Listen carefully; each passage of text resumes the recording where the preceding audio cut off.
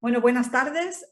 Un placer compartir una tarde más con todas vosotras en esta edición ya, es la número 35 de los webinarios de este segundo ciclo, No estás sola, en el que vamos a abordar un tema que es una quizás de las reivindicaciones históricas del movimiento de la discapacidad, no solamente en nuestro país, y que ciertamente tiene muchísimas implicaciones también para las mujeres con discapacidad.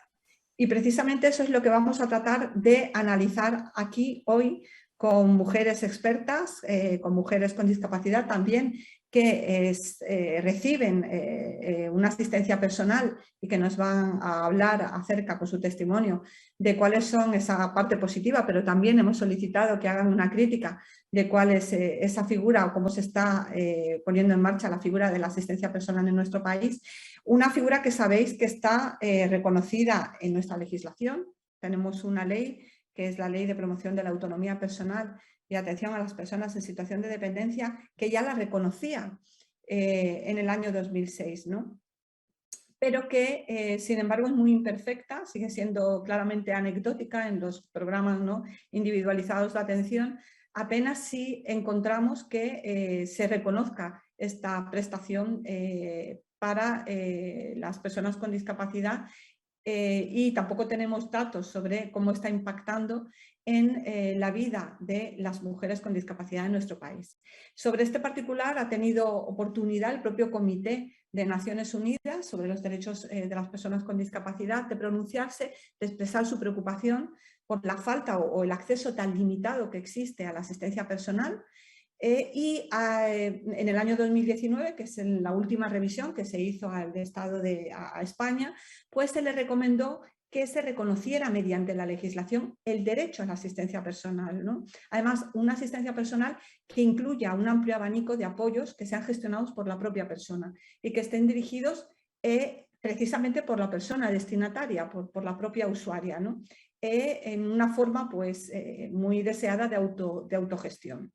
No es la única oportunidad en la que hemos visto en nuestra legislación, en la ley conocida como Ley de Dependencia, ¿no?, en la que se hace alusión a la asistencia personal, sino que más recientemente, en el año 2017, se aprobó en nuestro país un pacto de Estado contra la violencia de género y, como muchas de las que estamos aquí sabemos, hay una medida muy interesante que hace alusión precisamente a la asistencia en temas de violencia, con la idea de que pueda existir una suerte de acompañamiento a todas las mujeres con discapacidad que así lo necesiten para evitar la revictimización o la victimización secundaria en estas situaciones. Bueno, pues de todo esto y quizás un poco más vamos a abordar o vamos a tratar en la tarde de hoy con nuestras invitadas. Yo, en primer lugar, voy a dar la palabra a un testimonio en primera persona de una mujer muy cercana a la Fundación Cervimujeres, que hemos tenido oportunidad de contar con su presencia aquí en más de una ocasión, que nos va a hablar de la asistencia personal como vía de inclusión en la comunidad. Te doy la palabra, Rocío Molpeceres, una mujer con parálisis cerebral y bueno, que está relacionada con la Confederación ASPACE. Rocío, adelante.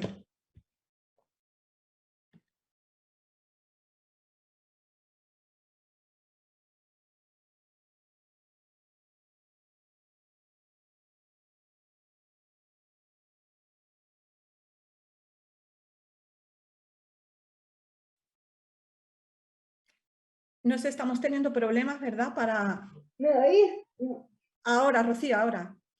Sí, adelante. A ver, decía que yo os voy a contar un poco que me ha aportado la asistencia personal. Bueno, pues a mí la asistencia personal me ha aportado poder participar más aún, si cabe, en el mundo asociativo, pero de una forma más autónoma, sin que nadie de la familia tenga que estar conmigo. ¿Qué supone eso? El ser más tú misma. Quedar con amigas con discapacidad, en este caso, porque yo cuando quedo con personas sin discapacidad pueda aprovechar los apoyos naturales. O bueno, pueda haber veces que el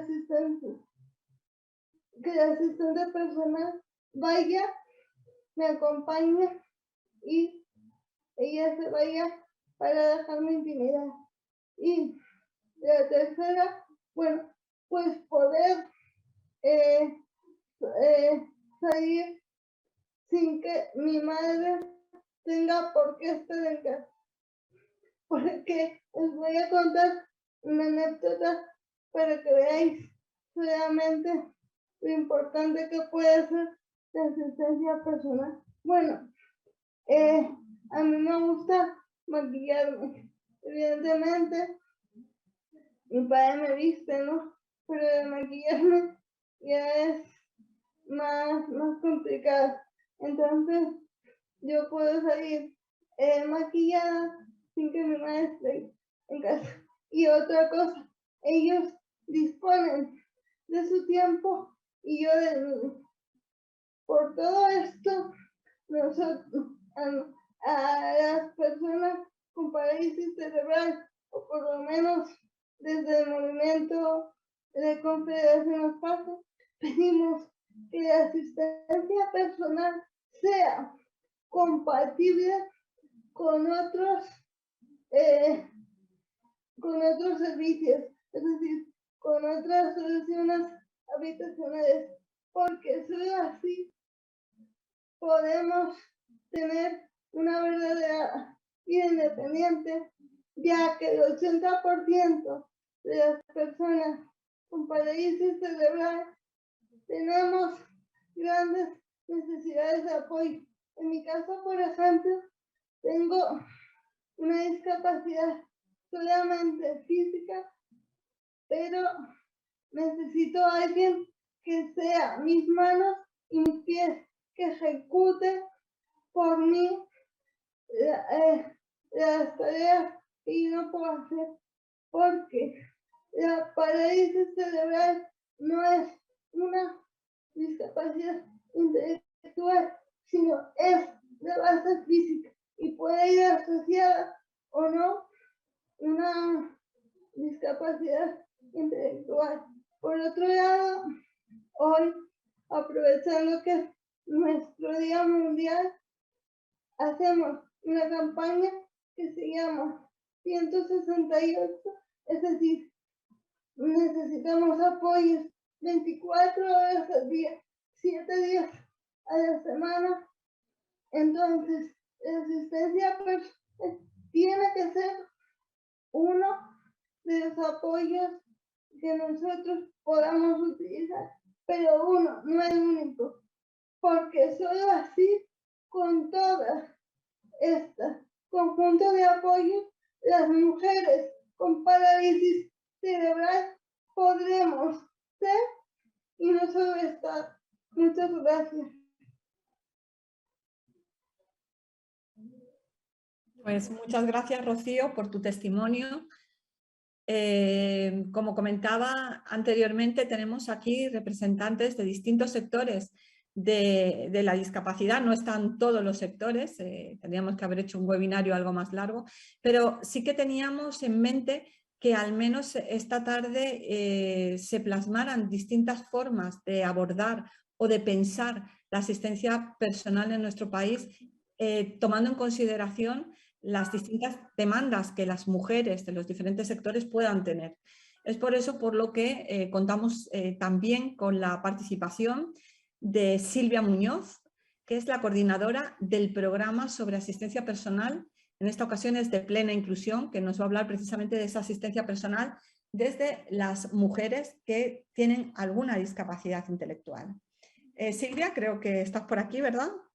Sí, aquí estoy. Muchas gracias.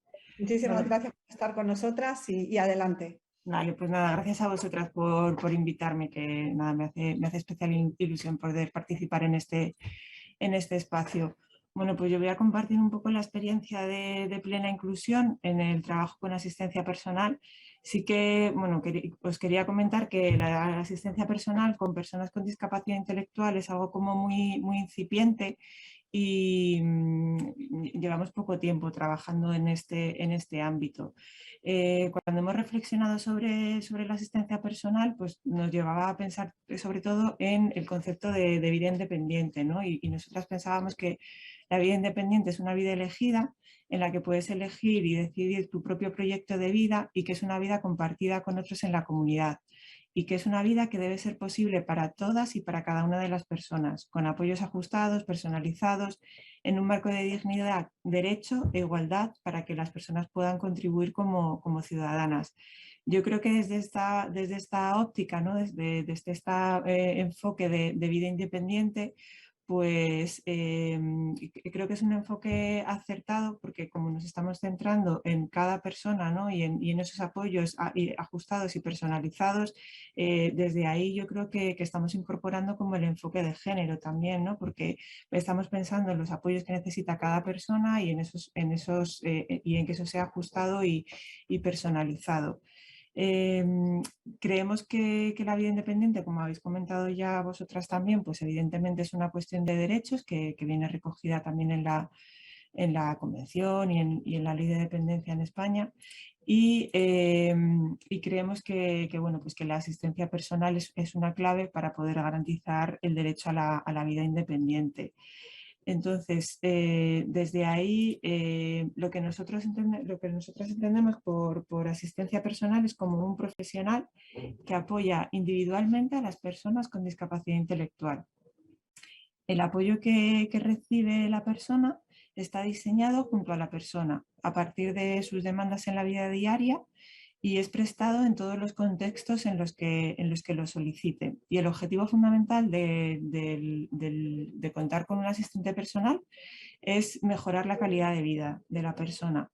El apoyo se presta donde, cómo y cuando la persona recibe el apoyo lo solicita, ¿no? O sea, aquí de lo que estamos hablando todo el rato es de quién tiene el poder y quién tiene el control a la hora ¿no? de establecer esta relación con el asistente personal.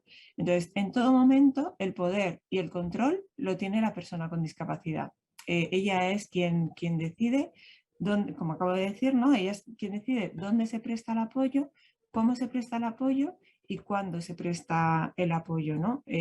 Por poneros un ejemplo, ¿no? Pues yo puedo necesitar o sea, yo puedo querer hacer mi cama, ¿no? Entonces, para mí puede ser muy importante hacer la cama o puede no ser muy importante hacer la cama.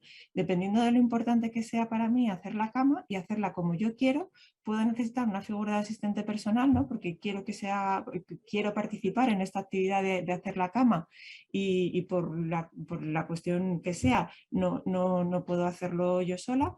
Entonces, puedo querer participar de alguna manera y en ese sentido, pues podría contar con una asistente personal para que me acompañara en esta tarea, o si es algo que no es importante y es irrelevante para mí, pues podría contar con un asistente de hogar, ¿no? O con otra figura profesional bueno, pues que no bueno, que la participación pues para mí no es tan importante y podría encargarse otra persona de hacerlo para mí. Os pongo este ejemplo para que veáis que, o sea, aquí el asistente personal, si para mí la participación es importante, lo que tiene que hacer es hacer la cama como yo le diga que la tiene que hacer, o a lo mejor lo que me interesa a mí es que me enseñe a hacer la cama, ¿no? Es como que yo soy la que decido en todo momento, ¿no? O la persona con discapacidad es la que decide en todo momento, pues ese dónde, ese cuándo y ese cómo se hace ¿no? el apoyo. Y bueno, pues entonces desde aquí lo que entendemos es que es un estilo de relación que también es una cuestión de poder, ¿no? Donde el poder está, evidentemente lo tiene la persona con discapacidad y que es un apoyo que nosotros llamamos apoyo nómada. Y bueno, decimos que es un apoyo nómada porque es un apoyo que se da en el contexto, ¿no? y que puede ser en cualquier espacio que la persona elija. Entonces, teniendo todo esto como referencia, ¿no? Como toda esta reflexión de qué es la vida independiente y cómo entendemos la asistencia personal para para las personas con discapacidad intelectual, hemos ido desarrollando en los últimos años una estrategia a través de la cual lo que hemos hecho es que hemos creado un proceso de pilotaje en el que dábamos un espacio a nuestras entidades a nivel nacional para que pensaran cómo y diseñaran un servicio de asistencia personal.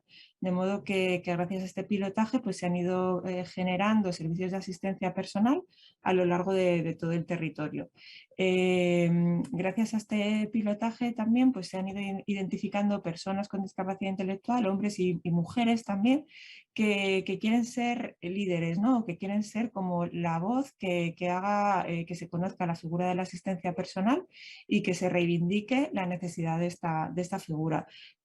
Si la asistencia personal es una prestación que está poco desarrollada en general, para la discapacidad intelectual es una prestación que, bueno, salvo alguna comunidad autónoma en la que se han dado más pasos, en discapacidad intelectual hay poquísima asistencia personal y por eso es tan importante que haya un equipo de líderes, hombres y mujeres, que reivindiquen esta figura, tanto a nivel de plena inclusión, ¿no? De las propias entidades, de las familias y de otras compañeras y compañeros con discapacidad intelectual, como a nivel político.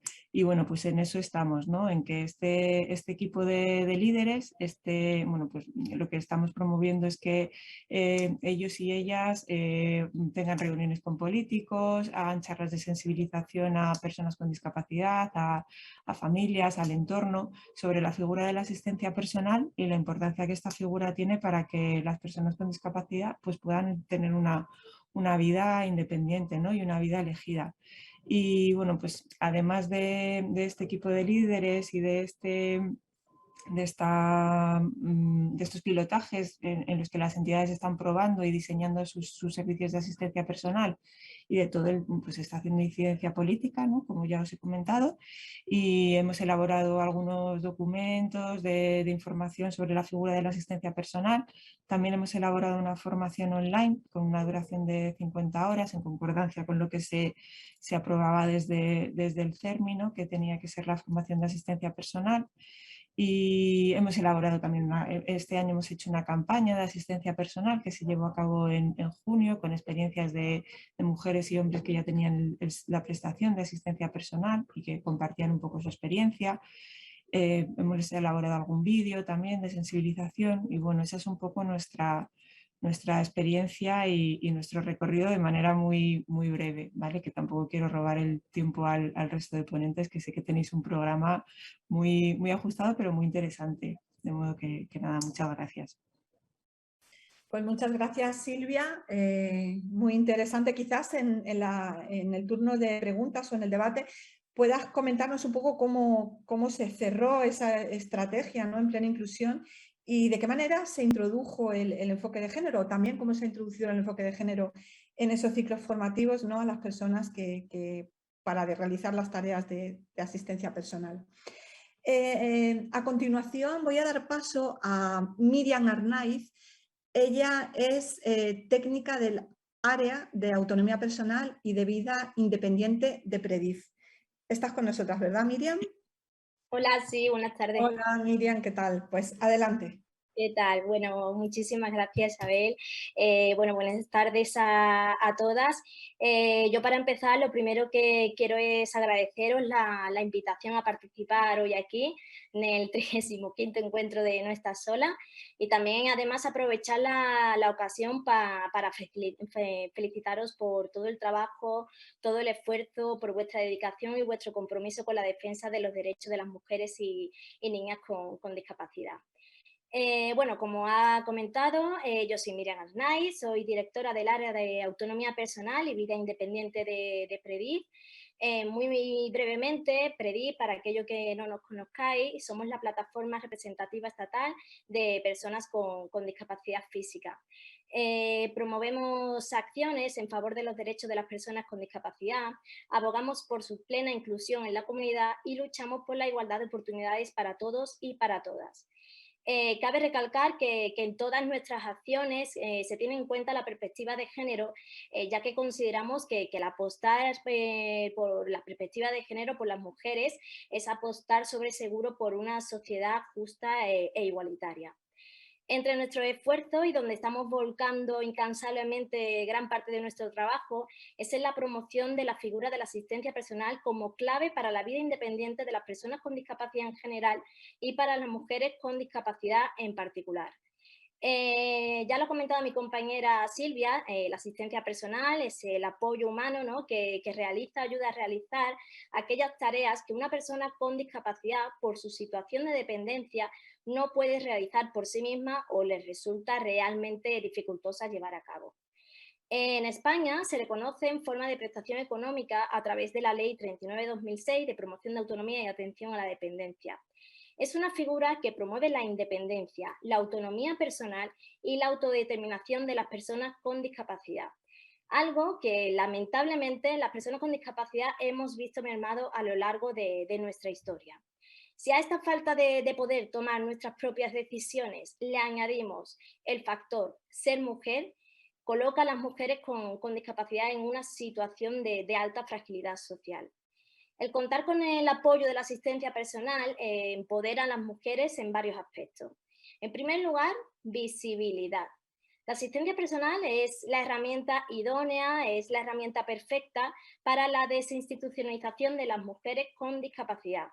La asistencia personal permite a las mujeres con discapacidad desenvolverse en todas las esferas de su vida, en el ocio, en el trabajo, en el hogar, y así va a permitir su inclusión en la comunidad y, por tanto, su participación activa dentro de la ciudadanía. Por otro lado, les va a aportar autonomía e independencia. La mayoría de las personas con discapacidad en general y las mujeres con discapacidad en particular viven sujetas a terceras decisiones, o bien decisiones tomadas dentro del núcleo familiar, o bien decisiones impuestas por un equipo multidisciplinar dentro de una institución.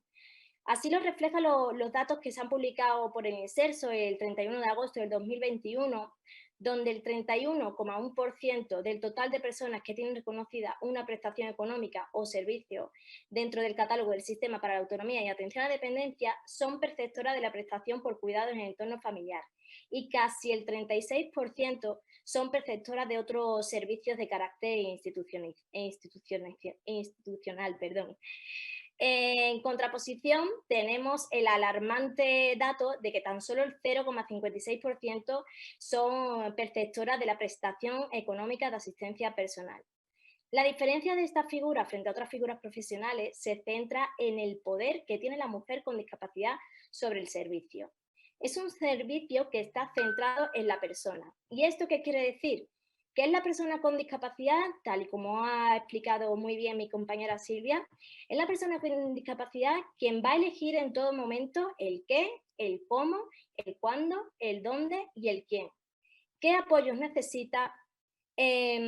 Cómo quiere cubrir sus necesidades, donde al ser un servicio que se adapta a cualquier entorno de la mujer con discapacidad y quién, ya que la asistencia personal es la propia usuaria quien va a elegir a su asistente personal. ¿Esto qué va a generar? Pues va a generar poder de autonomía, poder de independencia, poder de autogestión y, por tanto, va a contribuir al empoderamiento de la mujer con discapacidad. Por otra parte, y para ir terminando, la asistencia personal también contribuye a la prevención de situaciones de violencia de género ejercidas contra la mujer con discapacidad. Según la macroencuesta de violencia de género publicada en el año 2019, alrededor del 80% de mujeres con discapacidad han vivido a lo largo de su vida alguna situación de violencia de género en cualquiera de sus formas, ya sea física, psicológica, sexual, etc. Una gran mayoría de mujeres con discapacidad no llegan a denunciar estas situaciones, o bien por no detectar que están siendo víctimas de una situación de violencia de género. No debemos olvidar que hay algunas situaciones que tienen cierta sutileza, entiéndese el entrecomillado, y son difíciles de identificar, bien por no contar con redes de apoyo suficientes. En muchas ocasiones estas mujeres dependen única y exclusivamente del perpetrador de la violencia, o bien por no contar con los apoyos necesarios para realizar la propia denuncia. Así pues, la asistencia personal es una gran herramienta de detección y prevención de estas situaciones, ya que va a contribuir en varios aspectos. Por un lado, a la ampliación de redes de apoyo de las mujeres con discapacidad. Por otro, va a apoyar en la derivación a profesionales de atención y prevención de violencia de género y le va a ofrecer herramientas de detección, identificación y, sobre todo, de empoderamiento. Como vemos, en resumen, la asistencia personal es un medio de apoyo que es clave como herramienta de prevención de situaciones de violencia de género, de discriminación, de promoción de igualdad de oportunidades de las mujeres con discapacidad y sin duda va a favorecer y potenciar el empoderamiento de la mujer con discapacidad. Por eso es fundamental que las administraciones públicas tomen en consideración lo que supone esta figura para nuestro colectivo en concreto, la importancia que tiene impulsarla e implantarla definitivamente en nuestro país, ya que es más que evidente la fuerza que tiene sobre la inclusión de las personas con discapacidad en general y para las mujeres con discapacidad en particular. Muchísimas gracias. Pues muchísimas gracias a ti, Miriam. Realmente muy interesante el análisis que has hecho de los datos, ¿no? De la estadística que habla por sí sola, ¿no? De cómo la asistencia personal sigue siendo algo muy, muy marginal en nuestro país y eso se hace a costa de alguien. Obviamente hay alguien en el entorno familiar que está realizando esas funciones de otra manera, con otra concepción, pero de asistencia personal, que son sobre todo mujeres y entre los que también hay que reconocer que hay mujeres con discapacidad que hacen esa labor, que yo creo que es también el impacto, ¿no? de género que tiene o que ha tenido la ley de atención a las personas en situación de dependencia, ese impacto de género que ya se percibía en un principio, ¿no? Con la puesta en marcha de la ley, pero que con el tiempo, ¿no? Viendo cómo se ha ido desarrollando y aplicando en los distintos territorios, pues pues de alguna manera se ha confirmado los temores iniciales, ¿no? No quiero dejarte escapar, Miriam, porque sé que te tienes que marchar, pero me gustaría que nos comentaras en la formación que se da a las personas que quieren ser asistentes personales. ¿Cómo se contempla desde PREDIF la introducción del enfoque de género? ¿Es algo que se tiene en cuenta? ¿Es algo que habéis estudiado? ¿Cómo se hace la capacitación o cómo pensáis que debería hacerse para que estos profesionales realmente tengan presente pues, las desigualdades, ¿no? en las que pueden darse por el hecho de ser una mujer o un hombre con discapacidad? Sí, nosotros en los cursos de formación que ofrecemos, ¿no? de asistentes personales, en cada módulo siempre intentamos enfatizar en la importancia que tiene la perspectiva de género. También, sobre todo, compartimos datos, ¿no? de la situación de las mujeres con discapacidad. También solemos contar nuestros proyectos y la importancia que tiene también el detectar. No recuerdo ahora mismo el manual, pero sí que hay un manual específico de cómo detectar esos casos de violencia de género a través de la asistencia personal. Y sí que lo solemos compartir en los cursos de formación. Muy bien, pues quizás en el debate, aunque sabemos que quizás tienes que marcharte, ¿no? Pero podemos abordar con esto con más profundidad. Pues muchísimas gracias, Miriam, por tu intervención y Gracias a vosotras. doy paso a continuación un testimonio en primera persona que es una mujer con discapacidad física, María Carrasco López, que nos va a comentar, bueno, cuál es su experiencia personal en relación a la asistencia personal. María, estás ahí, ¿verdad? Sí, ya te tenemos en pantalla. Pues adelante.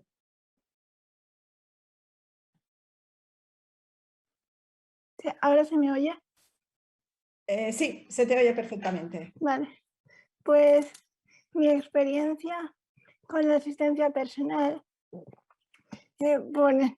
por introducir un poco mi experiencia, debo decir que yo tengo parálisis cerebral y en todo momento durante toda mi experiencia vital he sido consciente de mis limitaciones. De mis limitaciones físicas. Y desde bien pequeña, los que han hecho de asistentes personales han sido mis padres y personas que han acudido al hogar a ayudar a mis padres en aquellos momentos en los que ellos no podían atenderme. si bien yo me escolaricé en una escuela ordinaria con 11 años, después de pasar por Aspace, y en la escuela siempre me pusieron muchos impedimentos para seguir un aprendizaje normalizado como los demás. Pero debo decir que gracias a la asistencia personal, pues pude seguir mi escolarización y mis estudios tanto en la escuela como en el instituto y posteriormente en la universidad. Pero no es hasta hace 2 años cuando la asistencia personal verdadera, que digo yo,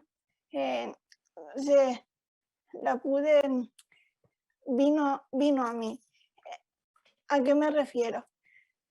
Como he comentado, en toda mi escolarización tuve la oportunidad de tener asistencia personal, pero esa asistencia personal se me impuso, es decir, yo no tuve la posibilidad de elegir a la persona se me imponía. Y fue hace 2 años cuando se me adjudicó por ley de dependencia la asistencia personal, cuando yo tuve la oportunidad de, a través de Predif Asturias, de elegir a la persona, decir cuáles eran las tareas en las cuales me tenía que apoyar y en las cuales no, para así yo sentirme libre e independiente de mi núcleo familiar y relacional. Y debo decir que desde entonces he podido terminar mis estudios universitarios hasta llegar a ser educadora social como soy hoy. Y no solo eso, también me ha dado la oportunidad de empezar a pensar en un proyecto de vida independiente de mi núcleo familiar. No es que quiera dejar a mis padres de lado, sino que quiero tener mi propia vida independiente con asistencia personal. Entonces, creo que es importante que no solo nosotras, mujeres con discapacidad, conozcamos los diferentes testimonios y las diferentes problemáticas que vivimos, sino que la sociedad también debe conocer qué personas forman este colectivo y qué necesitamos, en qué consiste la asistencia personal, que ya se está haciendo, pero se necesita aún más. Y para eso es muy importante el evento que estamos haciendo hoy. Así que muchas gracias. Pues muchísimas gracias, María, muy interesante tu experiencia y yo creo que eso que da buena cuenta de lo que es una experiencia real, ¿no? Aplicada de un derecho que todavía parece como muy en el aire o que está poco consolidado en nuestro país. Y para hablar también de asistencia personal con enfoque de género, tenemos a continuación a nuestra compañera de COGAMI, que es la Confederación Gallega de Personas con Discapacidad, Juana María Tubío, que ella es trabajadora del área de promoción de la autonomía personal de esta entidad. Un placer tenerte, Juani, aquí con nosotros en el webinario y nos gustaría que nos contara cómo desde COGAMI se enfoca esta figura de la asistencia personal y cuáles son las implicaciones que consideráis que puede tener para alcanzar la plena emancipación, ¿no? Y la autonomía precisamente de las mujeres con discapacidad. Muchas gracias, Isabel. Agradecer a la organización de Hacer Mi Mujeres poder participar y compartir con vosotras esta experiencia. Nosotras, el tema de la asistencia personal está basado en el modelo para la vida independiente que se sigue en COCENFE. Nosotros en COGAMI somos COCENFE Galicia y hemos iniciado un proyecto piloto en el 2007, cuando recién estrenada la Ley de Promoción de Autonomía Personal. Pues en octubre se inició la experiencia piloto de asistencia personal.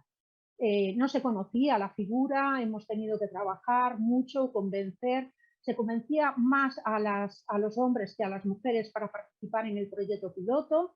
De hecho, actualmente en COCENFE Galicia, en COGAMI, tenemos en total 96 personas que están disfrutando del servicio de asistencia personal, de las cuales 44 son mujeres y 52 son hombres. El proceso para asimilar la elección del servicio de asistencia personal claro, están acostumbradas las mujeres a, como bien comentaban las compañeras, que decidan que decidan otras personas sobre su vida. Entonces, sí que ese proceso de aceptar ese servicio sí que nos cuesta más en las mujeres que en los hombres. Como bien decías, Isabel, nosotros estamos trabajando actualmente con 135 asistentes personales. Es un dato significativo, como tú bien decías, de los 153 APs, de los cuales 109 son mujeres y el resto son hombres.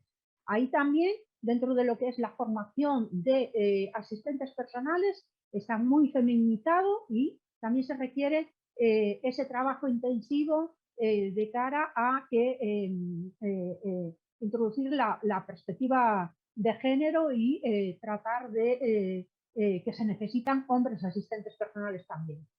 Como bien decía, seguimos lo que es el modelo para la vida independiente de COCENFE, y ahí todas las premisas que también comentaban las compañeras, el derecho a vivir una vida independiente en una sociedad inclusiva, es decir, participando de la comunidad, eligiendo ellas mismas sus propias decisiones, pero todo este proceso de empoderamiento, como bien decía, es un proceso largo. Desde el 2007 hasta ahora se ha pasado, en el 2010 deja de ser un proyecto piloto aquí en Galicia y se convierte ya en una prestación económica a la cual tienen derecho las personas con discapacidad que así lo decidan, y se ha empezado con una prestación económica de autogestión propia, donde ellas decidían, como bien han comentado las compañeras, se ha pasado de una prestación de 1.300 euros mensuales, donde la propia persona gestiona las horas de asistencia personal, determina su proyecto de vida, hace su planificación semanal, mensual, y ahí determina las horas donde quiere distribuir esa cantidad. Sí que hubo un incremento del 10%, llegando hasta 1.500 euros la prestación mensual de asistencia personal a aquellas personas que tenían un grado de su situación de dependencia era más acuciante. Actualmente, en el año 2019, y gracias a la incidencia política de la parte dirigente, se ha conseguido que esa prestación económica se pase por decirlo de alguna forma, normalizada, mensual de 1.500 euros, y aquellas personas que necesitan una cantidad adicional por su grado de situación de dependencia, así lo demuestra, llegando a 1.700 euros mensuales. Podemos decir, ¿es suficiente? No, ya lo comentó la compañera al principio, donde hay que luchar las entidades que formamos parte, que creemos en la asistencia personal como el vehículo, la herramienta para alcanzar ese proyecto de vida y esa independencia, hay que lograr que sea compatible con el resto de prestaciones, de servicios, para alcanzar realmente una vida independiente. Hay personas que con esa cantidad que sí que han logrado, como nuestra compañera María, sí que han conseguido independizarse de sus padres y sí que han conseguido tener su proyecto de vida independiente, ellas así lo han decidido, pero no es suficiente para, en otros casos que están en un grado, que tienen un grado de dependencia mayor, sí que no es suficiente para ellos. Es una prestación individualizada, intransferible y que ellas ya autogestionan. Dentro de lo que es la formación que tú comentabas, Isabel, sí que, como comentaba la compañera de discapacidad intelectual, seguimos las premisas que se ha dado en el CERMI, se han acordado en el CERMI, de las 50 horas que se dedican a la formación de los asistentes personales, y sí que hemos introducido, porque tenemos dentro de lo que es la confederación, tenemos una asociación de mujeres con discapacidad, y sí que se ha introducido el tema de la prevención, la detección, el tratamiento entre iguales también de la violencia de género. No solo la violencia de género, la violencia obstétrica, la violencia sexual, la violencia intrafamiliar, la violencia administrativa a raíz de la pandemia. Nos están derivando un montón de casos de violencia administrativa donde están inmersas en un bucle de burocracia para solicitar cualquier recurso, y esto sí que es conveniente destacar. Y no me voy a repetir en lo que comentaban las compañeras. Lo único que decir es que la experiencia que nos ha aportado durante todos estos años, desde el 2007 hasta ahora, si las mujeres lo deciden, la asistencia personal es mucho más que una relación personal, es una relación ya casi personal, es un poco lo que ellas nos transmiten, y es una herramienta básica, y así se ha detectado en varios casos que hemos detectado de detección de la violencia sexual y de la violencia contra las mujeres con discapacidad. Por no repetirme, he comentado así un poquito, pues un poco nuestra experiencia que tenemos aquí en Galicia. Si después hay preguntas y tal, yo ya pararía, y después si hay preguntas o lo que sea, pues abierta estoy a la contestación, por no pasarme de tiempo, Isabel. Sí, no hay problema, vamos bien de tiempo, y aquí ya sí que me ha llegado alguna pregunta, pero lo podemos dejar para el momento del debate. Juani, pues muchísimas gracias por estar esta tarde con nosotras, y vamos a continuar con la intervención de Sofía Mas, que ella es la responsable técnica del Servicio de Apoyo a Mujeres y Niñas con Discapacidad víctimas de violencia de género en Extremadura, que es el SAVIEX dentro de CERMI Extremadura, que ha sido un CERMI que en los últimos años pues, ha venido haciendo interesantes contribuciones en relación, bueno, a dar visibilidad a realidades muy ocultas, como es precisamente la situación respecto a la violencia, ¿no?, que sufren las mujeres y las niñas con discapacidad. De hecho, este mismo año pues, se hizo pública las conclusiones de uno de los estudios que se han realizado sobre este tema en el marco del presupuesto del Pacto de Estado contra la Violencia de Género, conjuntamente con el Instituto Extremeño de la Mujer y también con la participación activa de la Fundación CERMI Mujeres. Pues Sofía quizás nos pueda hablar de la asistencia personal, quizás, no sé, pero desde esa otra perspectiva, ¿no?, entendiéndola también como un elemento clave y fundamental para salir de la violencia. Buenas tardes, Sofía, bienvenida y adelante.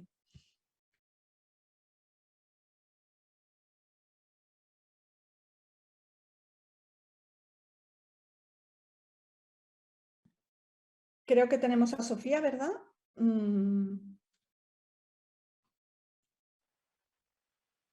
¿Se me escucha? Sí, ahora Sofía, a ver. ¿Sí se me oye bien? ¿Ahora? un poco bajo al menos el volumen, no sé si lo puedes subir.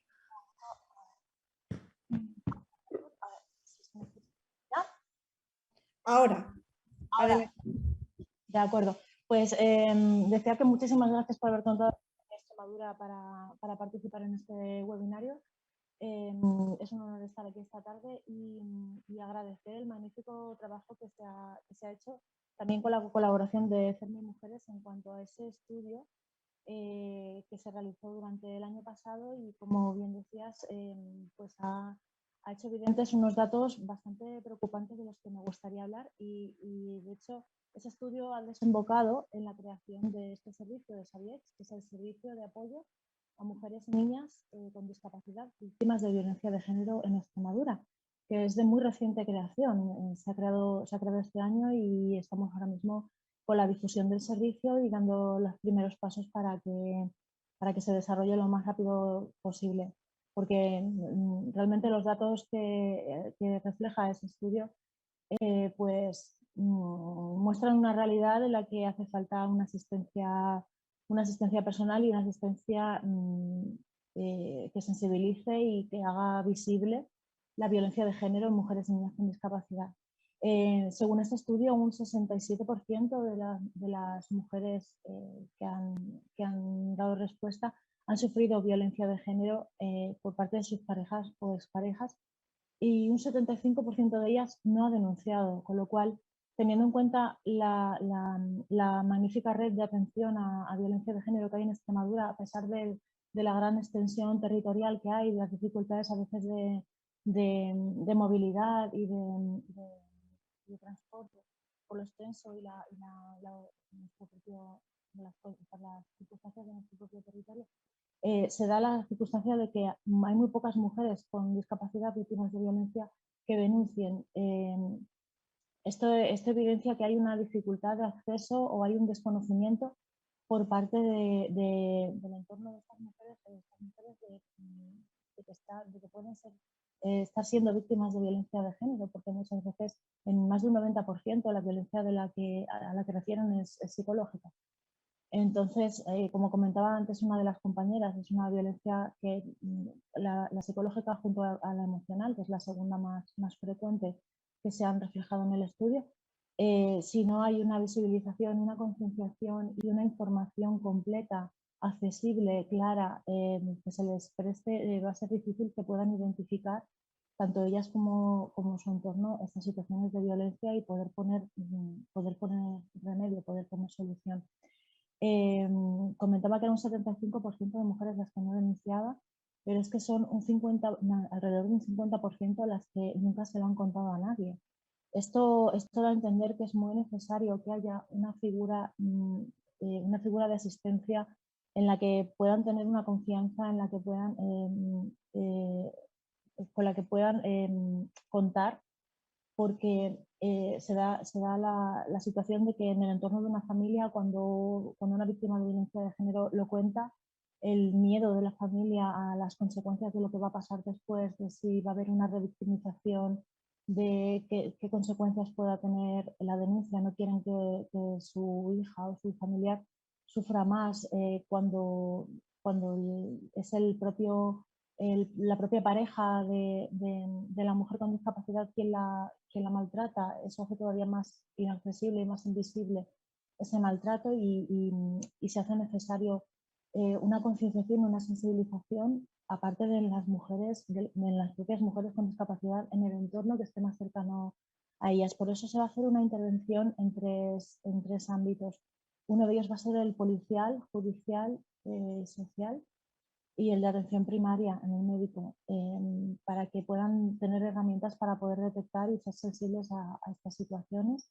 Ya se está dando formación a fuerzas y cuerpos de seguridad en Extremadura para que cuando llegue una mujer con discapacidad no se encuentre las dificultades que se están encontrando, como que pueden tener, no están las instalaciones adecuadas para que puedan acceder, por ejemplo, las barreras arquitectónicas, la intimidad que puedan tener a la hora y la confianza que puedan tener a la hora de plantear una denuncia, con toda la dificultad a nivel emocional que supone, tienen tienen dificultades que se le añaden porque no están las instalaciones y el personal preparado como para poderles dar una atención lo más adecuada posible. En estos casos, una figura de asistencia personal sería un puente de comunicación y un apoyo muy grande para que ellos pudieran, sin necesidad de personas de su familia o sin necesidad de otras personas, poder tomar las decisiones de denunciar, de declarar, de tener su intimidad y su autonomía a la hora de tomar decisiones sobre la vida.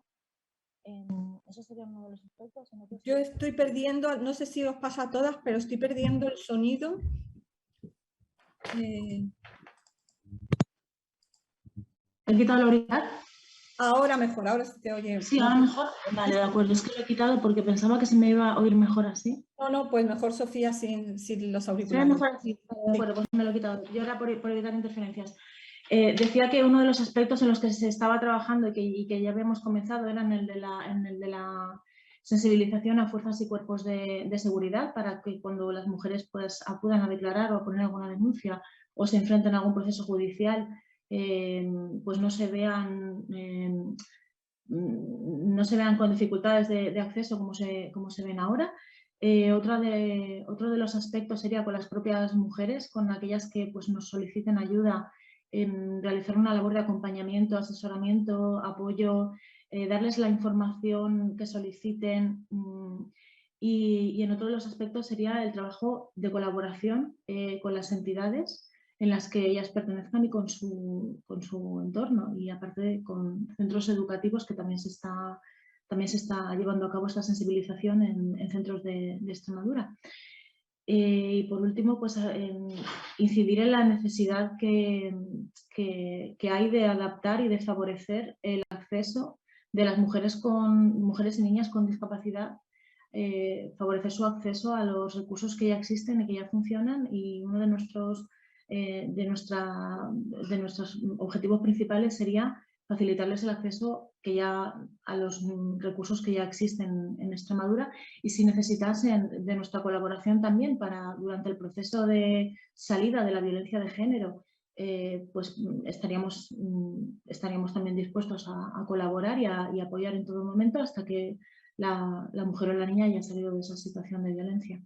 Este recurso, como he comentado, esta figura, este servicio acaba de empezar este año, estamos dando los primeros pasos. Esperamos, porque evidenciamos que hay una necesidad de que siga adelante, de que prospere, y pues en ello estamos ahora mismo, agradeciendo la buena disposición que estamos teniendo por parte de Delegación de Gobierno, del Instituto de la Mujer de Extremadura, de Consejería de Igualdad y de las entidades a las que estamos acudiendo para dar a conocer este servicio. Pues muchísimas gracias, Sofía, por tu presentación, muy interesante. Yo creo que quizás sea la experiencia, ¿no?, que demuestra cómo generar conocimiento es tan necesario, saber qué es lo que está pasando, qué es lo que hay ahí detrás, ¿no?, para empezar a diseñar pues, políticas desde las organizaciones y políticas públicas sobre todo, que atiendan a esa realidad que está sin atender, que es en última instancia lo que nos interesa. Y me parece que quizás en Extremadura pues, es un buen ejemplo de ello, ¿no? Tenemos datos y a partir de ahí pues, ya es más sencillo diseñar políticas públicas idóneas y convencer a los responsables políticos para que esto se haga así. Precisamente para ilustrar un poco lo que nos comentaba Sofía y desde un punto de vista crítico, ¿no? Tenemos un testimonio también en primera persona de Chari, en el que lo que nos expone es la existencia de un derecho pendiente, o que entiende la asistencia personal como algo no completado, sino que está todavía pendiente de cumplirse. Es un vídeo que creo que tenemos ya preparado para que podamos escuchar a Chari en su reivindicación por la figura de la asistencia personal. Adelante. Hola, soy Chari, tengo una discapacidad física del 90% de nacimiento, tengo 39 años, soy integradora social, pero actualmente trabajo de teleoperadora en Ilunion. Tengo un hijo de 9 años que está en acogida por no tener una red familiar que me apoye. ¿Por qué decidiste dejar el entorno residencial con sus comodidades e iniciar un proyecto de vida independiente con sus dificultades? Entré en el centro residencial por estas comodidades, pero a la larga me di cuenta que no es lo más importante para vivir, ya que un centro residencial te quita tu autodeterminación y libertad de hacer una vida normalizada. Te tienes que adaptar a sus normas y aceptar que manden sobre ti. En mi proyecto de vida independiente, yo decido cómo vivir. Me organizo yo, tomo mis decisiones y tengo una vida como cualquier persona. Es la mejor decisión que tomé. ¿Qué dificultades presenta este proyecto? ¿Qué apoyos consideras necesarios? En mi vida diaria necesito apoyo para todo. Levantarme, aseo, comer, preparar mi puesto de trabajo, que trabajo actualmente. Necesito una persona para todo.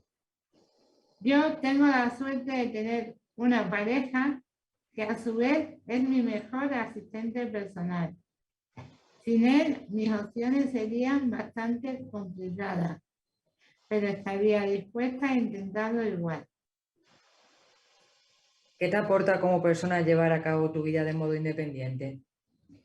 Me aporta felicidad, sobre todo, autoestima y sentirme una persona normal para la sociedad. Capacidad de llevar mi vida como me gusta. La asistencia personal, ¿en qué sentido puede ser una prestación que apoyaría tu proyecto de vida independiente? Llevo tiempo deseando que la asistencia personal sea una realidad, que las personas con discapacidad física podamos tener apoyo para realizar una vida independiente. Sin este modelo, muchas personas tenemos que aguantar vivir en un centro residencial no apto muchas veces porque se mezclan diferentes discapacidades no compatibles con mi discapacidad. Pisos con apoyo para discapacidad física es una idea genial. Igual que existen pisos de menores o emigrantes, pero en este caso serían pisos que cuenten con personal de apoyo la parte física, no tutelado. La administración, ¿qué te gustaría trasladarles al respecto? Si ustedes estuvieran en esta situación, ¿cómo les gustaría vivir? ¿En un centro o en su casa con ayuda? Nadie está libre de tener una discapacidad física. Y otra cuestión que les traslado es el tema económico. ¿No sería más económico mantener apoyos a un centro residencial? En este modelo solo tienen que cubrir gastos de personal, pero no gastos de vivienda como luz, agua o alimentación. Es más viable y será más aceptado que un centro. Muchas gracias. Pues listo, es una pena que no tengamos a Chari en directo con nosotras esta tarde, porque realmente nos gustaría preguntarle muchas cosas y ha hecho una fantástica, ¿no? Reivindicación de algo tan necesario como la desinstitucionalización en nuestro país.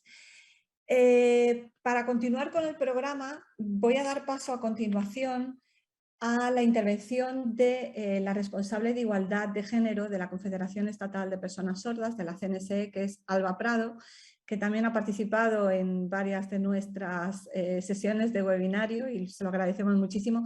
Y creo que sí que nos va a permitir con su intervención conocer desde otra perspectiva esto de la asistencia personal, porque estamos muy acostumbradas a hacer el análisis casi siempre desde la discapacidad física, desde personas que tienen una parálisis cerebral, pero muy pocas veces hablamos de asistencia personal desde otros sectores, como lo ha hecho Silvia anteriormente desde Plena Inclusión, o como lo va a hacer Alba a continuación desde la Confederación Estatal de Personas Sordas. Adelante, Alba, un placer tenerte una tarde más con nosotras.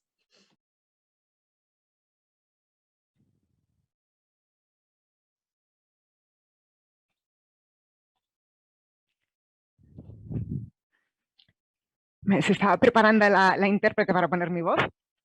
Vale, bueno, pues espero que me entendáis bien. Lo primero, quiero agradecer a Isabel y a Fundación Fermi Mujeres por todas estas veces que hemos estado colaborando con tanto cariño y con esta admiración que os tengo como siempre.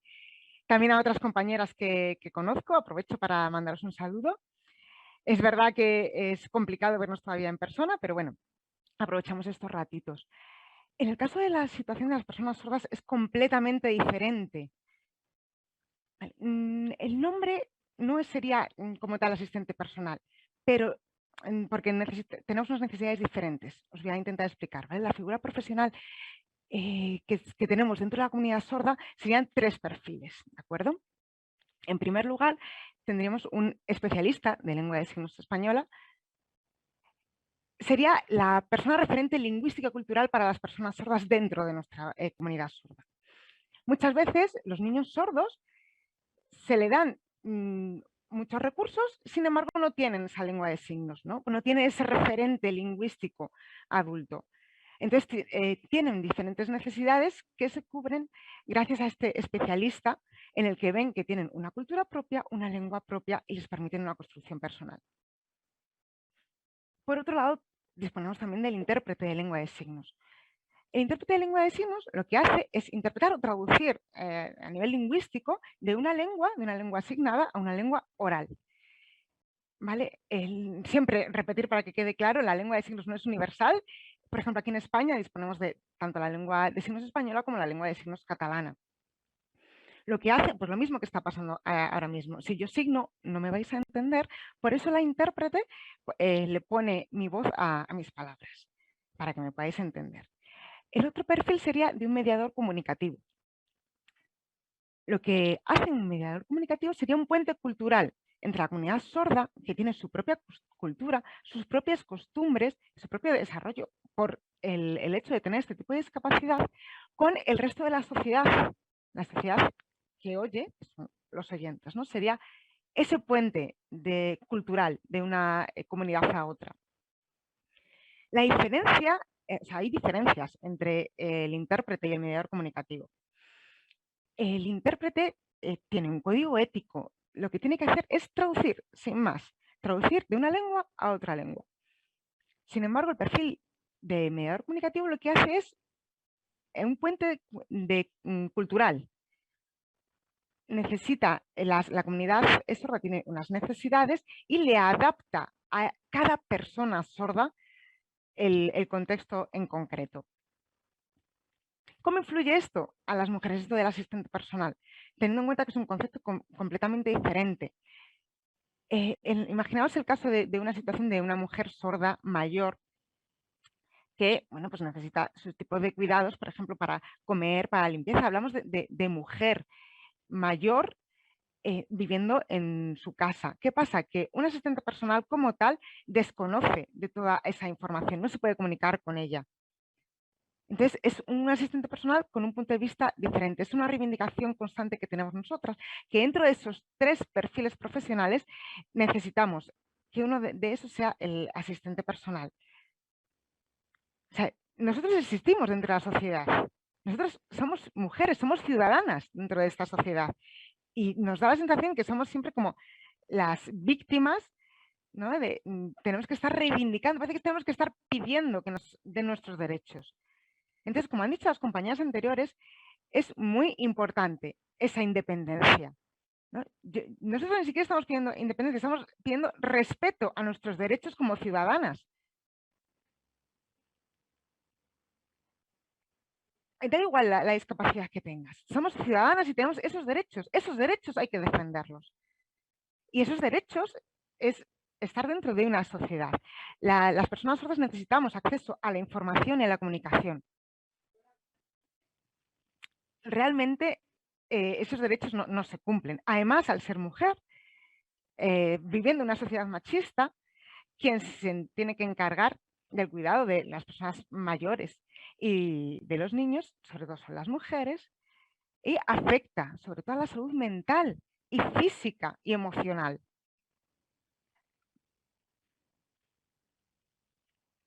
Si no me dan un intérprete para poder acudir a una sesión psicológica, ¿qué es lo que hago? ¿Cómo voy a tener esa vida plena? Si yo necesito, a lo mejor para acudir a esa sesión, un intérprete o un mediador comunicativo, yo no puedo tener ese autocuidado. Otra situación, por ejemplo, en el ámbito laboral. Tenemos ese techo de cristal. No se nos da intérprete, no se nos da mediador comunicativo, no se nos da los recursos que necesitamos. Al final, yo, como mujer sorda, ese techo de cristal se baja mucho más. Entonces no vamos a poder superarlo nunca. No se nos va a permitir. Entonces, lo primero que se nos ve es la discapacidad y no como personas. Y luego hablando también del ámbito de la violencia de género, muy parecido a lo que han dicho las compañeras anteriores y sobre todo la de la compañera de Extremadura. ¿Qué pasa con las personas con discapacidad? Las víctimas tienen sus necesidades, sí, pero además siendo mujer con discapacidad se sufre violencia en diferentes aspectos. Si necesitas un asistente personal, necesitas un intérprete de lengua de signos, necesitas un mediador, automáticamente te dicen que no puedes tener hijos. ¿Pero qué concepto es ese? Es un concepto muy, muy arcaico. La sociedad ya ha evolucionado. El asistente personal nos da voz, nos da participación, nos da la forma de poder defender nuestros derechos. Esa es una de nuestras exigencias prioritarias. La violencia de género nos afecta a todas las mujeres durante todas las épocas de nuestra vida. Con tu pareja, con tu expareja, en tu entorno familiar o más cercano, en cualquier parte de la sociedad. A nivel de salud también nos afecta y hay consecuencias. Si no se nos da esa figura de apoyo, ¿cómo vamos a poder participar? Es una exigencia que repetimos siempre. Lo que pido es reivindicar nuestra defensa de nuestros derechos como mujeres con discapacidad. Tenemos nuestras propias necesidades como personas con discapacidad y como mujeres. Lo que no quiero es robaros más tiempo, ¿vale? Y vamos a dar espacio al debate porque estaba habiendo, la verdad, ponencias muy interesantes. Es una oportunidad que nos hayáis permitido contactar con vosotros y estoy encantada de poder estar aquí. Muchísimas gracias. Pues muchas gracias a ti por tu aportación y por darnos ¿no? esa nueva perspectiva en torno a la asistencia personal. Ya la última intervención que tenemos, no por eso menos interesante, es la de Mónica Aguado, que es del área de Derechos y Servicios Jurídicos de CERMI Comunidad Valenciana. Un CERMI que tiene también una interesante experiencia en la defensa de los derechos de las mujeres y niñas con discapacidad. Ha venido trabajando intensamente en los últimos años en esta línea y creo que quizás nos puede avanzar algún proyecto, ¿no? O alguna iniciativa relacionada con la asistencia personal conectada a la atención a aquellas mujeres que son víctimas de violencia de género. Mónica, ¿estás aquí? Sí, ahí te veo. Pues adelante, Mónica, un placer tenerte. Bueno, buenas tardes a todas. Bueno, como siempre, agradecer a Fundación CERMI Mujeres la creación de estos espacios de encuentro, de compartir experiencias y que, bueno, pues que haya contado con nosotros para acompañaros esta tarde, ¿no?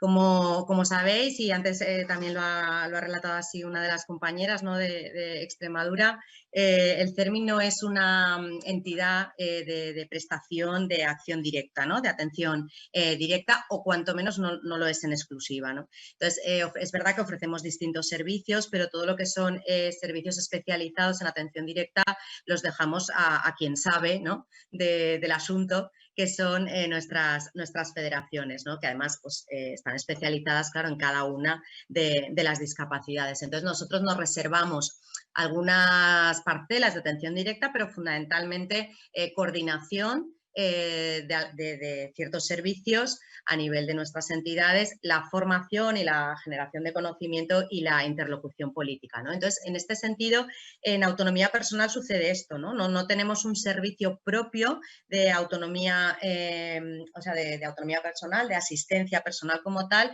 pero sí nuestro trabajo es contribuir a diseñar ese marco de público en que este servicio pueda desarrollarse, ¿no? Y en esta línea es verdad que yo creo que hemos avanzado mucho en esta comunidad. Tenemos ahora mismo una estructura muy clara de lo que es la prestación económica, porque como ya recordaba antes una compañera, efectivamente la ley la prevé así, como una prestación económica.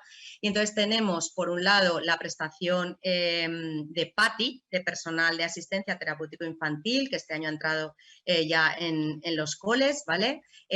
Hasta los 18 años, una prestación para personas jóvenes y adultas, de los 18 a los 64 y así como en otras comunidades, y había cierto debate sobre esto, no existe, aquí sí tenemos esa asistencia personal para mayores de 65 años cuando ya viven con este apoyo, ¿no? Vienen desarrollando su proyecto vital con este apoyo y por lo tanto, aunque cumpla los 65 años, este apoyo no se extingue y continúa, ¿no?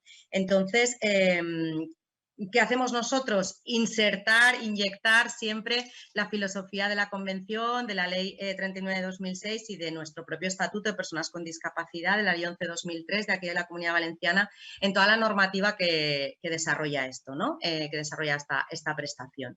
Entonces, actualmente, a base de, bueno, pues de interlocución política, se ha conseguido implantar la figura de la PATI y tenemos una cobertura financiera relativamente buena, ¿no? Hasta lo que es el precio de la atención residencial, el precio público de la atención residencial, ¿no? Que asciende a unos 2.350 euros según los presupuestos del año pasado. Es verdad que luego vienen los descuentos, ¿no? Por prestaciones que retribuyen lo mismo, pues con complementos de tercera persona, o sea que quizá a lo mejor, como hablaba antes una compañera, podemos estar hablando de una prestación máxima cuando hay más de 120 horas, a lo mejor de 1.800, 1.700, 1.800, 1.900 euros, ¿no?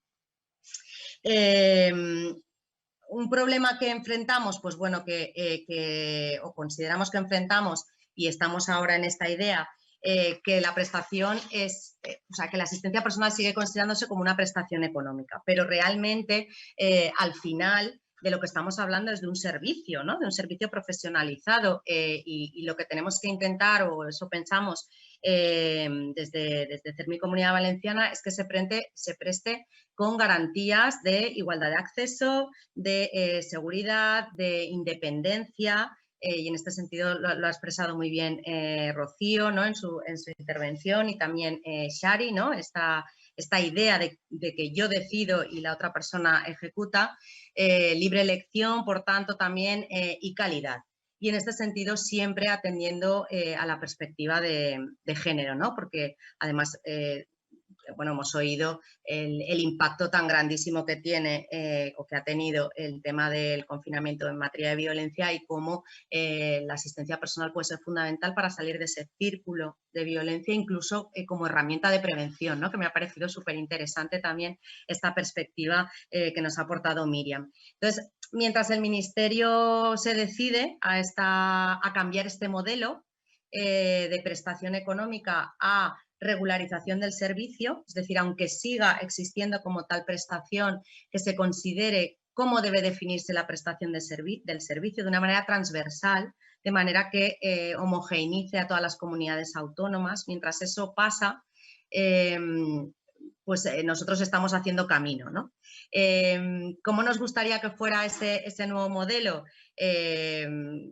Con una atención centrada en la persona, que es un poco la idea del nuevo modelo de atención en el sistema, ¿no? de autonomía personal y de atención a las personas en situación de dependencia, y eso conllevaría, como también comentaba antes Shari, esa idea de transición hacia la desinstitucionalización, ¿no? De manera que podamos conseguir que las personas con discapacidad que así lo decidan puedan desarrollar su proyecto vital en entornos comunitarios próximos, insertos en los núcleos poblacionales mujeres, ¿no? Esta nueva idea de la arquitectura de los cuidados, donde desarrollamos estos apoyos, ¿no?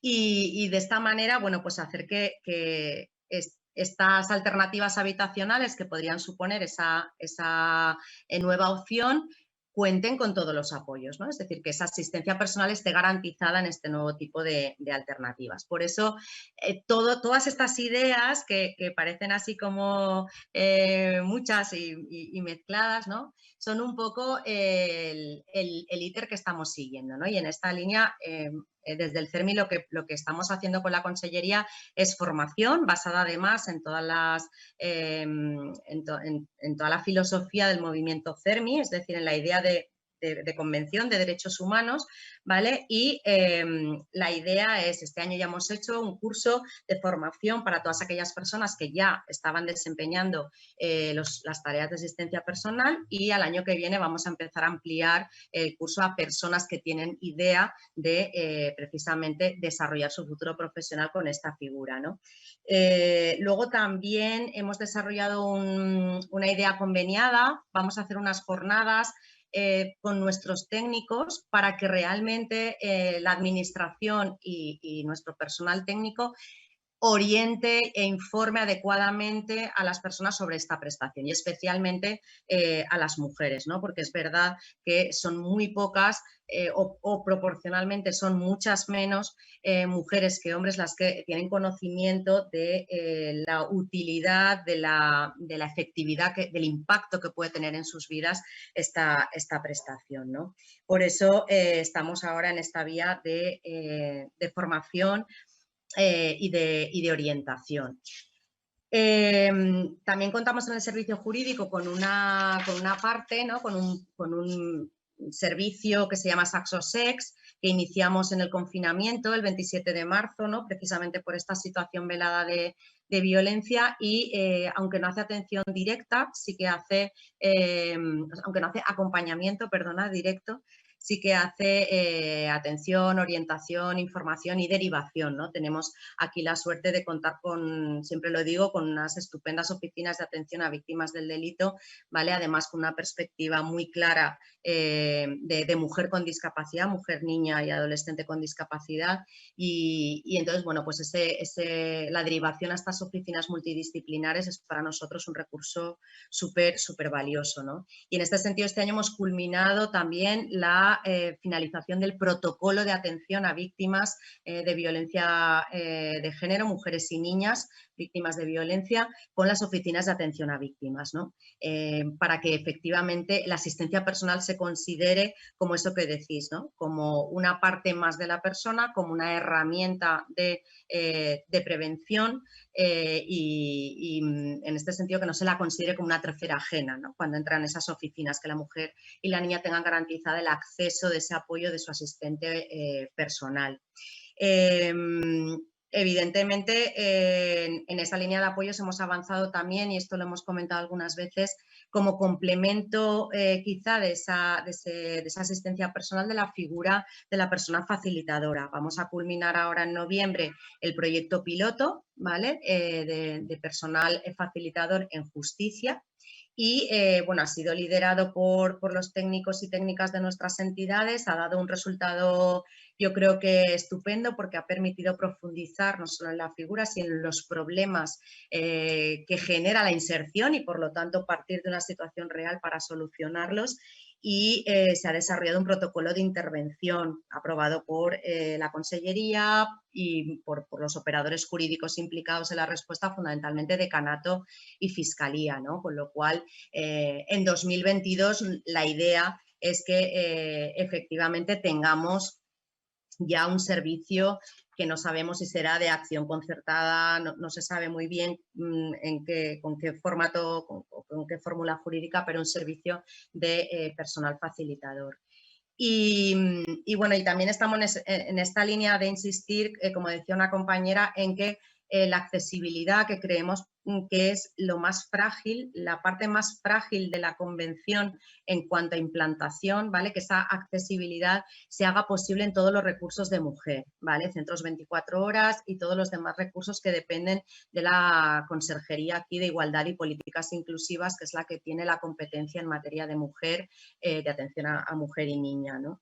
Entonces, estamos trabajando también con ellos en una futura acción concertada para el año que viene a fin de poder garantizar en esos recursos tanto la asistencia personal como la figura de la persona facilitadora para que la mujer o niña que necesite de ese adolescente, que necesite de ese recurso, tanto dependiente de la Dirección General de Mujer como de Dirección General de Menor, tenga ese apoyo garantizado, ¿no? Desde el primer minuto, desde el minuto 1 en que se atreve a ese paso valiente, ¿vale? Para denunciar. Por tanto, bueno, para nosotros 2022 es un año muy decisivo para todos estos proyectos que ya tenemos en marcha, que algunos hemos podido cerrar, que se consoliden, ¿no? Antes de que empiece la carrera electoral, que sabéis que, bueno, te deja muchas cosas por el camino. Entonces, nuestra idea es todos estos proyectos que os hemos comentado, cimentarlos para que pase lo que pase, después de la carrera electoral no haya ninguna pérdida de derechos, ¿no? Que asentemos lo que ya tenemos, ¿no? Entonces, bueno, un poco esta es nuestra línea de trabajo. Yo creo que quizá, pues, como directrices de CERMI, ¿no? Somos interlocución política fundamentalmente, lobby político y en eso estamos, ¿no? Entonces, pues nada, mira, yo quería cerrar con una frase porque la vi el otro día, me llamó mucho la atención porque precisamente no viene de un espacio académico, ¿no? Pero la decía Coco Chanel y fijaos que dice: el acto más valiente para una mujer es pensar por sí misma y además hacerlo en voz alta, ¿no? Entonces me parece que viene muy a cuento con esto de los apoyos, ¿no? de la asistencia personal y de la persona facilitadora como complemento, ¿no? Que pensemos por nosotras mismas, que lo digamos en voz alta y que contemos con los apoyos para hacer de nuestras vidas realmente lo que queramos, ¿no? Así que nada, esto es lo que os tenía que contar. Muchas gracias por escucharme. Al contrario, muchas gracias, Mónica, por tu intervención, y tenemos muy poquitos minutos para el debate. Os voy a trasladar algunas de las cuestiones y bueno, puede responder quien considere que puede dar una respuesta más idónea. Por un lado, nos comentan cómo acceder a una prestación para la asistencia personal. Y aquí, para unirlo un poco con otra pregunta que nos ha llegado por mail, es ¿quién decide? Es decir, si hay una valoración de la persona, es la persona, la mujer con discapacidad, la que puede decidir pues ser beneficiaria de una prestación para la asistencia personal, o es una decisión técnica que en ocasiones puede ser que no esté suficientemente entrenada para ver las desigualdades de género, ¿no? Y las necesidades concretas que puedan tener las mujeres con discapacidad. No sé quién se atreve con la pregunta: ¿cómo acceder a la prestación y quién decide en última instancia sobre la misma? Bueno, pues yo me lanzo a comentar un poquito la experiencia que tenemos aquí en Galicia. No sé. Sí. Aquí sí que este cambio de modelo sí que está costando bastante entre el ámbito profesional. Es verdad que sí que hacemos campañas de información hacia las propias mujeres porque desconocen por completo el recurso. Entonces, una vez que le llega la resolución de su plan individualizado, aparece pues asistencia personal o ayuda a domicilio o centro de día, etcétera. Entonces, es la propia mujer la que decide si quiere asistencia personal. Sí que hay bastantes resistencias por parte muchas veces de la familia por desconocimiento, no no por, claro, es que no va a saber, ella no va a saber y tal, y por parte de los profesionales. Así como no se cuestiona cuánto cuesta una plaza en residencia, de si cuesta 2.500 euros, sí que se observa en nuestro día a día, es que claro, 1.700 euros que lo gestione ella va a ser difícil. Entonces, sí que hay esas resistencias, pero es la propia mujer la que decide si quiere asistencia personal, en nuestro caso, en nuestra realidad que tenemos aquí en Galicia. Pues muchas gracias, Juan. Y no sé si alguna otra panelista quiere intervenir. Hay otra pregunta. Aquí, sí, adelante, no, adelante. Simplemente deciros que aquí, por ejemplo, en la Comunidad Valenciana, aunque tú eres la que muestras la preferencia por la prestación y dices que quieres eso, sí que necesitas un informe favorable de servicios sociales, como que efectivamente esa prestación económica es idónea para tu situación. Y luego, si eso es así, hay confluencia de voluntades, se dicta directamente una resolución, una vez te valoran, te llega ya la resolución, pero en el caso de que haya discrepancias, una comisión técnica la que resuelve. Hay 15 días para que la persona alegue y luego pasa una comisión técnica que es la que decide finalmente si la prestación es idónea o no. O sea, que el principio de libertad de elección aquí está matizado. No sé si alguien más. Yo de Predi, que estoy por aquí al final. Ah, está Miriam todavía ahí. Nada, que sí, que igualmente también lo que nos encontramos también en Predi, sobre todo es desigualdades territoriales. Diferentes criterios de acceso a la prestación, y es que depende mucho también de la comunidad. Entonces, y también quiero responder, creo que ha preguntado también si puede elegir, ¿no?, a la persona la misma pregunta. Sí, exacto. ¿Quién decide? ¿Quién toma la decisión? Y se puede elegir a la persona que haga la prestación, o sea, que haga el servicio, sí. Claro, una vez que, si me permite contestar esta pregunta, una vez que se reconoce la prestación y demás, es la propia usuaria quien elige al asistente personal. Por ejemplo, a través de nuestras entidades cogestoras, nosotros tenemos una bolsa de asistentes personales y lo que hacemos es generar entrevistas entre la persona usuaria y el asistente personal para que sea ella misma quien elija de esos profesionales. Muchas gracias. Como estamos casi sobre la hora, había una pregunta además que han lanzado en nuestro chat y se me ocurre que quizás Mónica pueda responder. Y es que nos preguntaban si es posible paralizar o aplazar un procedimiento, entiendo que un procedimiento judicial, si no se pone asistencia necesaria, sí, para asistir a juicio, efectivamente. Bueno, a ver, yo creo que ahora con la vigencia de la Ley 8/21, que precisamente versa sobre los apoyos para el desempeño en igualdad de condiciones de la capacidad jurídica, los juzgados y tribunales tienen una obligación de poner adaptaciones, apoyos, ajustes, todo lo que haga falta. O sea que si tú tienes una vista donde necesitas un intérprete de lengua de signos o necesitas una persona facilitadora o necesitas una estenotipia o cualquier otro medio alternativo aumentativo de comunicación y no se te pone o no te dejan entrar con tu asistente personal, por ejemplo, y es decir, todo eso ahora mismo ya no es posible porque afortunadamente esta Ley 8/2021 lo que hace es modificar las leyes procesales para que las personas con discapacidad puedan transitar por la vía judicial en igualdad de condiciones. Entonces, claro, o sea, tu letrado o letrada puede pedir una suspensión del acto de la vista hasta que se acuerden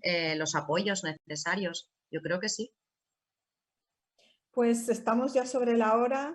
La verdad que ha sido un placer contar con todas vosotras esta tarde aquí en este webinario sobre asistencia personal, que creo que todavía hay mucho que reflexionar, hay mucho que analizar para realmente conocer cómo puede ser una herramienta muy útil para la emancipación y la independencia de las mujeres con discapacidad, que tenemos también que trabajar en dotar de contenido a esa figura también muy etérea todavía de la asistencia personal en el ámbito de la violencia de género o de la violencia contra las mujeres, que se está hablando de la figura del facilitador, pero que tenemos todavía que abundar, y en esa línea está la Fundación CERMImujeres. Sabéis que estamos desarrollando un proyecto sobre todo es para sistematizar documentación que pueda ser útil para la formación de asistentes personales o facilitadores en el ámbito de la violencia, y que sería como un poco el ABC a conocer si se quiere desarrollar esta función de manera adecuada. Yo simplemente dar las gracias, como siempre hacemos, a nuestros compañeros de FIAPAS por el acompañamiento que nos hacen en todas estas actividades en plano técnico, también a nuestras compañeras, a Bárbara y a Isabel de la Fundación CNSE, y por supuesto al equipo técnico de la Fundación CERMImujeres, que hoy ha estado Ana Peláez entre bambalinas, y también Sara Arévalo y Mercedes Pérez de Prada de aquí de CERMI, que nos apoya también en todos los eventos telemáticos que venimos realizando desde la pandemia. Un placer estar aquí con vosotras, y bueno, ya hasta la próxima. Y como siempre cerraba Ana los webinarios, que no se nos olvide que no estáis solas. Un abrazo a todas.